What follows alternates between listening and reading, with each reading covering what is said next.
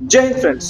दोस्तों, आज का जो वीडियो है वो एक ऐसे व्यक्ति के लिए है जो कि शेयर मार्केट में बिगिनर है या फिर लंबे समय से स्टॉक मार्केट में काम करने के बावजूद भी उनको लॉस हो रहा है या फिर प्रॉफिट बना रहे हैं लेकिन प्रॉफिट पूरी तरह से खत्म हो जा रहा है। तो वैसे व्यक्ति आज का ये वीडियो देखिएगा, आपको सारी बातें समझ में आ जाएगी कि कैसे एक गलती के कारण यहाँ पे आप अपना कैपिटल लॉस कर देते हो। ठीक है, कैसे आप सालों साल तक प्रॉफिट नहीं बना पाते हो। तो सारी चीजों को आज हम लोग यहाँ पे डिस्कस करने वाले हैं। दोस्तों, उससे पहले अगर आप चैनल पर नए हैं, चैनल को सब्सक्राइब कीजिए। एक बात और, जो भी व्यक्ति शेयर मार्केट क्लास करना चाहते हैं, नीचे दिए गए नंबर पे कॉल कीजिए, आपको हमारी टीम सारी जानकारी यहाँ पे दे देगी।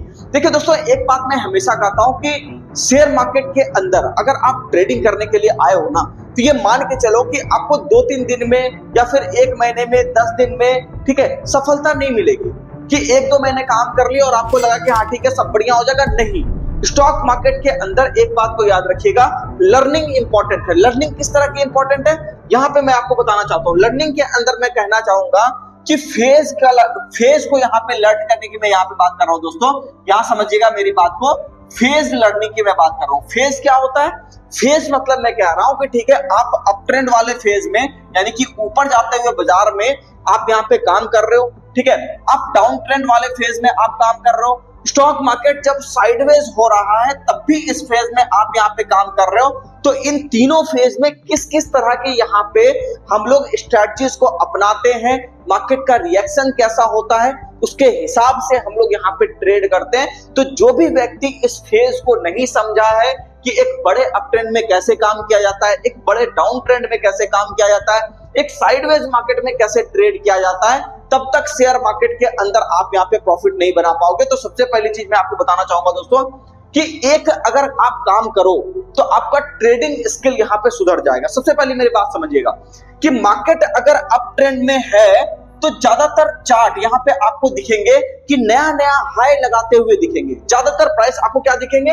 नया नया हाई लगाते हुए दिखेंगे। जैसे अगर मैं यहाँ पे बात करूं, मेरी बात ध्यान से समझिएगा। ठीक है, यहाँ पे अगर हम लोग देखें तो इसके अंदर आपको दिख रहा होगा दोस्तों कि प्राइस ऊपर गया, फिर एक बार नीचे की तरफ आया, फिर यहाँ पे सेटल किया, कोई बढ़िया सा कैंडल वैंडल बनाया, जैसे कि यहाँ पे हैमर कैंडलस्टिक पैटर्न्स को बनाया, और उसके बाद फिर प्राइस आपको क्या हुआ, ऊपर की तरफ गया, फिर प्राइस थोड़ा सा गिरा, फिर इस तरीके से यहाँ पे थोड़ा रेंज बाउंड हुआ, लेकिन एक बार जैसे ही रेजिस्टेंस कटा, मार्केट वापस से ऊपर चल पड़ा। ठीक है, इस तरह से आप ये देखते हो कि स्टॉक मार्केट के अंदर एक ट्रेंड, अप ट्रेंड यहाँ पे आपका बना, और फाइनली आपने देखा कि एक बड़े सपोर्ट एरिया को मार्केट ने क्या किया, ब्रेक कर दिया। तो इसका मतलब ये है कि अब यहाँ पे जो हम लोग एक अप ट्रेंड बड़ा देख रहे थे, अब वो धीरे धीरे करके क्या हुआ, डाउन ट्रेंड में कन्वर्ट होगा। तो यहाँ पे दोस्तों आपको ये करना है, मेरी बात ध्यान से समझिएगा, कि सबसे पहले चीज आपको ट्रेंड को आइडेंटिफाई करना है। दूसरी बात, सबसे इंपॉर्टेंट बात को इसको थोड़ा ध्यान में रखना है कि जब भी मार्केट अप ट्रेंड में हो, मेरी बात ध्यान से समझिएगा, ठीक है, कि जब भी मार्केट अप ट्रेंड में हो तब आपको सिर्फ एक ही काम करना है, और वो काम है बाय ऑन डिप्स। ठीक है, यहाँ पे ध्यान से समझिएगा मेरी बात को। वो क्या काम है दोस्तों?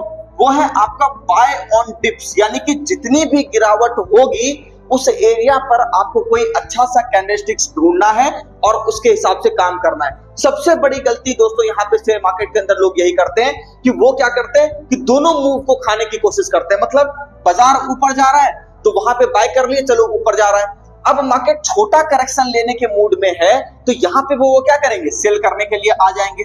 बात समझ गए? अब मार्केट को पता है कि ठीक है एक एक रेड कैंडल ही बना रहा है, लेकिन ओवरऑल ट्रेंड आपको क्या है, बुलिश ही है, कोई बड़ा सपोर्ट एरिया ब्रेक नहीं हुआ, कुछ नहीं हुआ है। लेकिन उस केस में भी लोग क्या करेंगे, इस छोटे वाले रेड कैंडल के पीछे रहेंगे कि मैं कोशिश करूं कि ठीक है इस वाले एरिया पे जाकर के किसी तरह से मैं सेल कर दूं और एक ठीक ठाक प्रॉफिट निकाल लूं। ये काफी डिफिकल्ट काम है दोस्तों। इस बात को याद रखिएगा कि अगर आप अप ट्रेंड के अंदर राइज के ऊपर सेल करने की कोशिश करते हो तो याद रखिएगा कि स्टॉक मार्केट के अंदर आपने देखा है कि निफ्टी कभी यहाँ पे कोविड के समय में लगभग 7000 के आसपास हुआ करता था।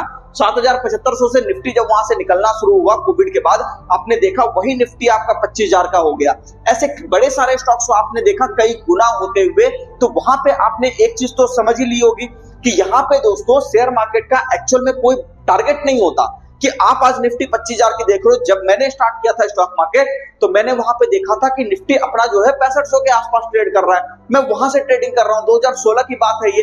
तो आप ये सोचो कि स्टॉक मार्केट के अंदर जब मैं इतने साल काम किया तो इतने साल काम करने के बाद मैं भी वही गलती करता था जो आप करते हो, कि एक ट्रेंड के अंदर हम लोग दोनों तरह का यहाँ पे सोचते हैं। ठीक है, अगर ये गिर गया तो, ठीक है, अगर ये ऐसा हो गया तो, अगर ये वैसा हो गया तो, बजाय इसके आप यहाँ पे ये देखो कि कौन सा बड़ा सपोर्ट एरिया है, वो कब ब्रेक होगा, तब मैं वहां पे सेल करने के लिए जाऊंगा, तब वो आपके लिए ज्यादा फायदेमंद रहेगा।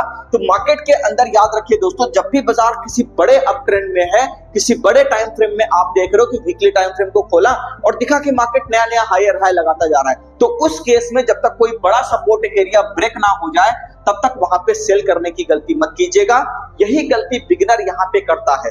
दूसरी बात कि जब मार्केट डाउन ट्रेंड के अंदर होता है दोस्तों, तो उस केस में लोग ये गलती करते हैं कि मार्केट गिरते चला जाता है और उसके बाद वो कोशिश करते हैं चलो ठीक है थोड़ा सा बाउंस लेगा तो मैं वहां पे कमा करके निकल जाऊंगा। यही सबसे बड़ी खराबी है दोस्तों शेयर मार्केट में। जब भी आप ये देखो कि मार्केट आपका क्या हो, डाउन ट्रेंड के अंदर अगर हो, तो उस केस में सेल ऑन राइज ही आपको करना है। यानी कि जब भी आपका यहाँ पे मार्केट में आप देखो, ठीक है, कि मार्केट के अंदर जब भी आप यहाँ पे देखोगे कि मार्केट आपका डाउन ट्रेंड में चला गया तो बाउंस ले, ठीक है, नीचे की तरफ आए बाउंस ले, और उसके बाद फिर ये नीचे की तरफ जब वापस से कंटिन्यू करने लगे तो फिर से एक यहाँ पे जो रेजिस्टेंस एरिया आपका जो बना हुआ है दोस्तों, इसका आप एसएल लगा करके नए ट्रेंड में जब सपोर्ट को काटने लगे तो यहाँ पे आप सेलिंग करने के लिए जाओ तो आपको दिक्कत नहीं आएगी। इसका मतलब ये मैं आपको बताना चाह रहा हूं दोस्तों कि अप ट्रेंड के अंदर आपको क्या करना है, बाय ऑन डिप्स। ठीक है, मेरी बात को ध्यान से समझिएगा।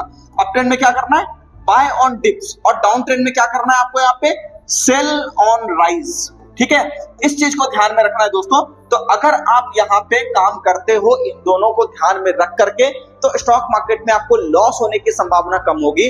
ठीक है, यहाँ पे कई सारे लोग अप ट्रेंड के अंदर भी सेल करने के लिए आ जाते हैं। ये काम अगर आप करते हो तो वहां पे थोड़ा सा आपको समस्या आ सकता है। मैं ये बिल्कुल नहीं कह रहा कि अप ट्रेंड जहां पे खत्म हो रहा है तो वहां से आप सेल मत करो, लेकिन वो काफी खास यहाँ पे मैं कहना चाहूंगा दोस्तों एक्सपर्ट लोगों का काम है, जो व्यक्ति कम से कम 7-8 साल शेयर बाजार में बिता चुका है। वैसे लोग अगर इस तरह का काम करेंगे तो कोई दिक्कत नहीं आएगी, लेकिन अगर आप जैसे लोग, नए लोग अगर शेयर मार्केट में इस तरह का चीज करेंगे तो वहां पे दिक्कत उनको आएगी। इसीलिए दोस्तों मैं आपसे कहना चाहता हूं कि मार्केट को पहले समझने पे ध्यान दीजिए। ठीक है, दूसरी बात कि साइकोलॉजी के ऊपर भी आपको ध्यान देना पड़ेगा। साइकोलॉजी की अगर हम लोग यहाँ पे चर्चा करें, किस तरह का साइकोलॉजी, कि मार्केट जब तक कोई बड़ा सपोर्ट एरिया, जैसे मान लो यहाँ पे अगर बाजार चल रहा है तो यहाँ पे एक सपोर्ट है, फिर एक सपोर्ट एरिया यहाँ, फिर एक सपोर्ट एरिया यहाँ, फिर एक सपोर्ट एरिया यहाँ, फिर एक यहाँ पे थोड़ा सपोर्ट एरिया, तो मार्केट अगर सपोर्ट एरिया पे वापस से रीटेस्टिंग के लिए आ रहा है तो घबराना नहीं है, क्योंकि उसके पीछे वाला सपोर्ट तो यहाँ पे, तो प्राइस अगर इसको काटा नहीं है तो आप क्यों घबरा रहे हो। ठीक है, यही गलती करते हैं लोग कि यहाँ पे घबराना शुरू कर देते हैं। तो ऐसे काम नहीं होगा दोस्तों, थोड़ा सा आपको ढीठ बनना पड़ेगा। आप व्यू सही बना रहे हो, ठीक है, मार्केट आपके डायरेक्शन में चल भी जाता है लेकिन आप जल्दबाजी में निकल जाते हो, तो इसका समाधान आपको खुद करना पड़ेगा कि आपको देखना पड़ेगा कि बढ़िया सपोर्ट एरिया कहां तक है, उससे क्या रेट निकल के आ रहा है, स्टॉप लॉस एरिया क्या होना चाहिए, उसके बाद आपको टिकना पड़ेगा। ठीक है ना, तो इस चीज को ध्यान में रखना है दोस्तों कि मार्केट आपको निकालने की पूरी कोशिश करेगा, लेकिन आप वहां पे अगर सही एरिया पे अपना एसएल लगा के रखे हो तो मार्केट उसको एक्चुअल में टच तक नहीं करता और आराम से ऊपर की तरफ चला जाता है। तो यहाँ पे दोस्तों एक बात और मैं आपको बताना चाहता हूं कि साइडवेज मार्केट के अंदर, यानी कि मार्केट अगर आपका रेंज बाउंड ट्रेड कर रहा है तो उस केस में सिर्फ एक ही काम हो सकता है, सेल ऑन राइज, यानी कि रेंज है ना नीचे का और ऊपर का, तो जब भी बाजार ऊपर की तरफ होगा तो हम लोग बेचेंगे नीचे की तरफ आने के लिए। ठीक है, और जब भी नीचे आपका बाजार खड़ा होगा सपोर्ट एरिया के आसपास, किसी खास प्राइस के आसपास, तो वहां पे हम लोग क्या करेंगे, खरीदने का काम करेंगे ताकि प्राइस आपका ऊपर की तरफ आ जाए। ठीक है ना, और जब तक कोई बड़ा रेंज यहाँ पे ब्रेक नहीं हो जाता तब तक किसी बड़ी एंट्री की प्लानिंग हम लोग नहीं करेंगे। तो बस यही काम करना होता है दोस्तों स्टॉक मार्केट के अंदर, जिसको कि आपको ध्यान में रख करके काम करना होता है। यही गलती हम लोग यहाँ पे कर देते हैं, नए सारे जो बिगिनर लोग हैं वो ये कर देते हैं कि स्टॉक मार्केट के अंदर फेज को नहीं पहचानते। तो पहला काम, फेज को देखिए कि मार्केट किस फेज में है, उसके हिसाब से आप डिसीजन लीजिएगा तो स्टॉक मार्केट में आपको लॉस नहीं होगा या फिर कम से कम होगा, प्रॉफिट मैक्सिमाइज होता चलेगा, लॉस मिनिमाइज होता चलेगा। वीडियो कैसा लगा कमेंट सेक्शन में जरूर बताइएगा। बाकी मिलते हैं नेक्स्ट वीडियो में। चैनल को सब्सक्राइब कीजिए, वीडियो को लाइक कीजिए, कमेंट करके जरूर बताइए वीडियो आपको कैसा लगा।